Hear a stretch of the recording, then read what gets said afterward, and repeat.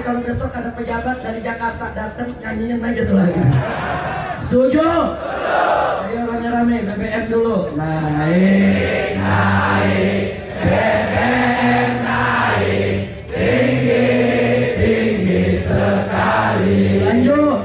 Naik, pajak, naik, pajak pun naik, tinggi, tinggi sekali. Listrik, naik, naik, listrik pun naik, tinggi, tinggi sekali. Cabai, naik, naik, cabai pun naik, tinggi, tinggi sekali. Semua kiri kanan, kulihat saja banyak rakyat sengsara. Kiri kanan, kulihat saja banyak rakyat sengsara.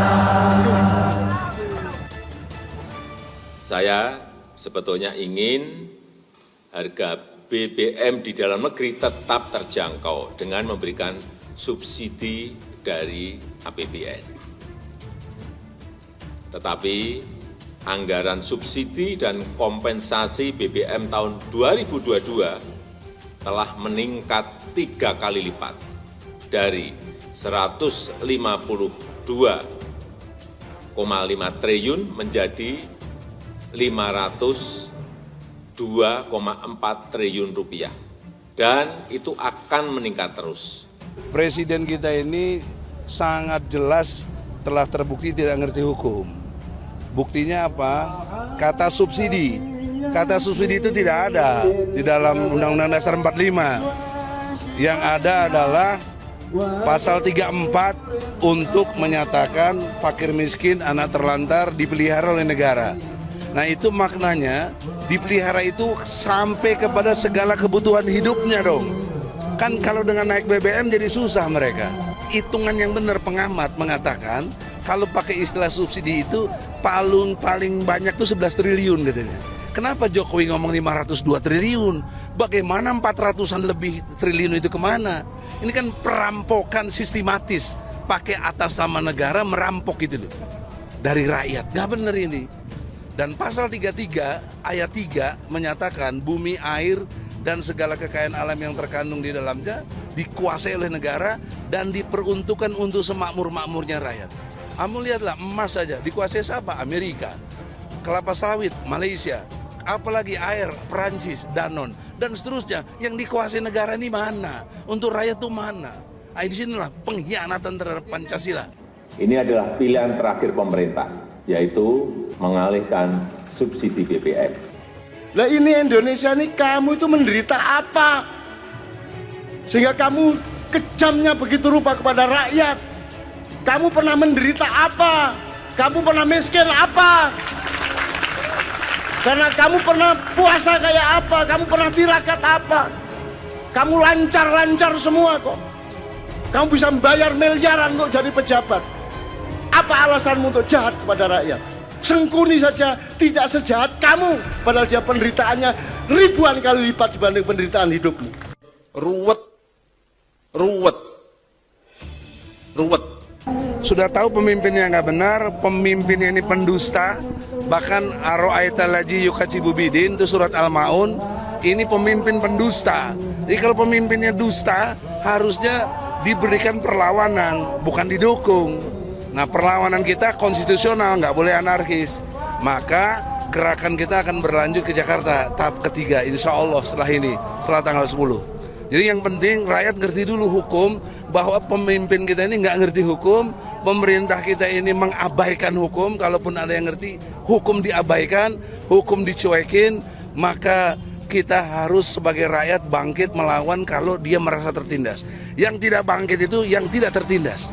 Yang tidak merasa tertindas tidak mungkin bangkit gitu. Ya.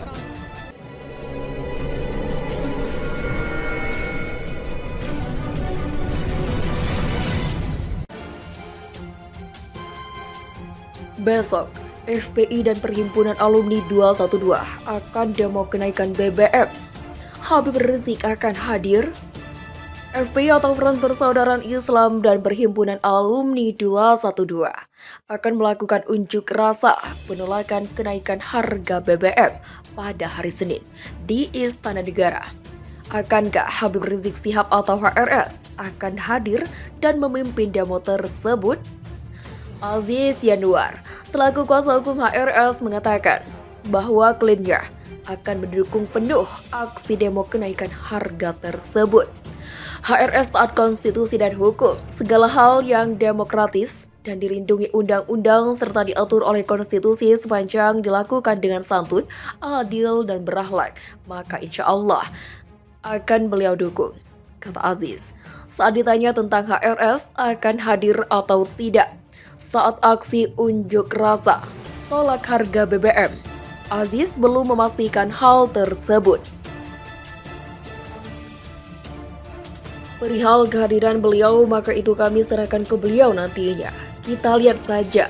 Yang jelas, tadi segala hal yang baik dan sejalan dengan revolusi akhlak yang beliau gaungkan, maka insya Allah semangat beliau akan hadir dalam setiap sanubari hati masyarakat. Ungkapnya, demo akan diikuti oleh ribuan orang. Selamat Ma'arif, Sekretaris Majelis Syuro PA 212, mengakui akan ada rencana demo besar-besaran yang akan dilakukan besok di Istana Jakarta. Aksi ini akan digelar pada jam 13.00 waktu Indonesia Barat. Beberapa ormas atau organisasi masyarakat menyatakan kehadirannya, seperti FPI, Front Persaudaraan Islam, dan GNPF, Gerakan Nasional Pengawal Fatwa Ulama. Ia juga menyampaikan bahwa demo ini akan dihadiri oleh ribuan peserta, ribuan yang ikut aksi. Singkat selamat kepada Suara.com pada Minggu. Dalam aksi tersebut mereka akan menuntut harga BBM agar diturunkan, turunkan harga-harga dan tegakkan supremasi hukum. BBM antarkan Jokowi turun. Satu opsi upaya agar harga BBM turun bahkan lebih rendah dari sebelum dinaikkan oleh Jokowi adalah Jokowi turun. Turunnya Jokowi dari jabatan presiden akan diikuti oleh turunnya harga BBM dan juga harga-harga barang yang sudah terlanjur naik akibat ulah rezim. Jokowi tidak pernah memberi kegembiraan kepada rakyat. Kepemimpinannya penuh kegaduhan dan menekan pada kenyamanan hidup rakyat, boro-boro meningkatkan kesejahteraan dan kemakmuran. Jokowi gagal dan tidak mampu mengemban amanah. Kenaikan harga BBM adalah wujud dari ketidakbecusan. Kalaupun dengan desakan rakyat terpaksa pemerintah menurunkan harga BBM, maka itu pun tidak menyelesaikan masalah bangsa. Pembenahan harus dimulai dengan turunnya Jokowi. Ia harus lengser ke Prabon, baik dengan kesadaran sendiri atau melalui mekanisme pelengseran. Menaikkan harga BBM hanya bagian dari cara kerja yang tidak profesional, tutup lubang, gali lubang, serta kriminal. BBM menjadi alat main-mainan untuk mengendutkan oligarki, meremas rakyat, dan tindakan makar seorang presiden. Menginjak-injak konstitusi dan tidak peduli pada inspirasi rakyat dalam kehidupan berdemokrasi. Tentunya Jokowi adalah kebahagiaan rakyat Indonesia. Wakil Presiden Ma'ruf Amin sebagai paket pasangan hendaknya turun pula. Ia tidak memiliki kemampuan untuk memimpin negara.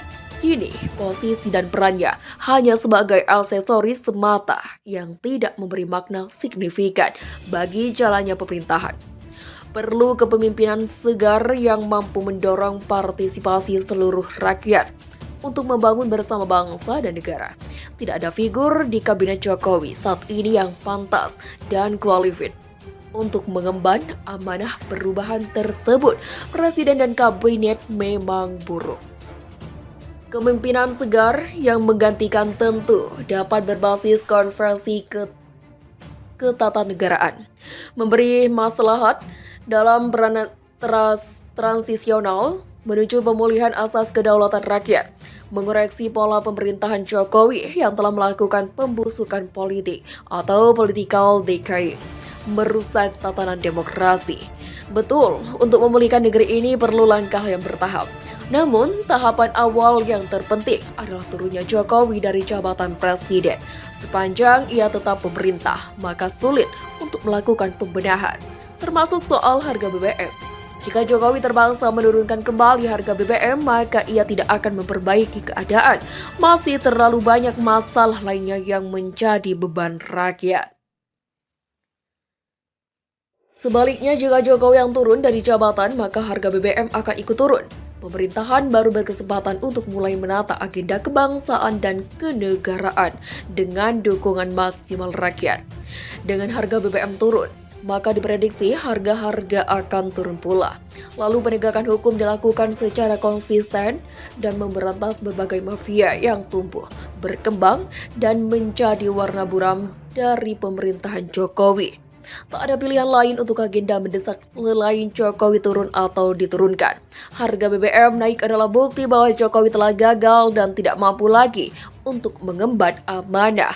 BBM antarkan Jokowi turun.